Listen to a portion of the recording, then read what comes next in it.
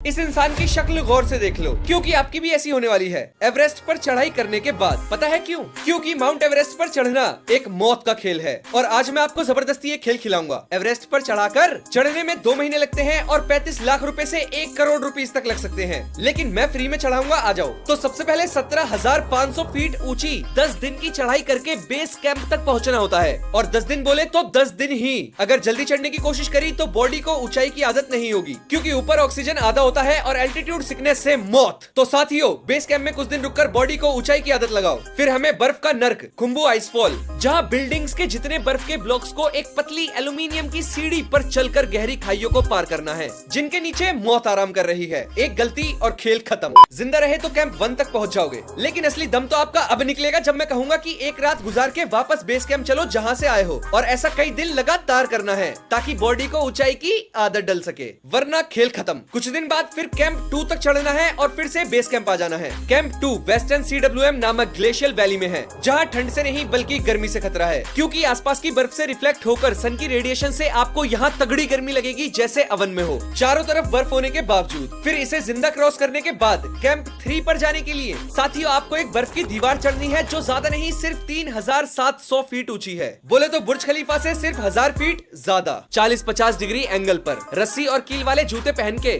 चढ़ जाओ। तो जो दीवार चढ़कर जिंदा बच गए हैं, कांग्रेचुलेशंस, वो अब जिंदा नहीं बचेंगे, क्योंकि इसके बाद शुरू होता है डेथ जोन। दी साउथ कोल कैंप 4 26,000 फीट की ऊंचाई पर है। यहाँ इंसान का डाइजेशन रुक जाता है, मसल टूटने लगती है और ऑक्सीजन इतना कम कि मौत होना तय है। इसीलिए ऑक्सीजन सिलेंडर्स निकालो जल्दी, इससे ऊपर लगातार ऑक्सीजन चाहिए। फिर फाइनल चढ़ाई के लिए रात में निकलते हैं टॉर्च लेकर। 10 से 12 घंटे में चाकू की धार जैसे पहाड़ पर चलकर सुबह में पहुंचते हैं 29,000 फीट ऊपर, दुनिया की सबसे ऊंची जमीन माउंट एवरेस्ट की चोटी पर।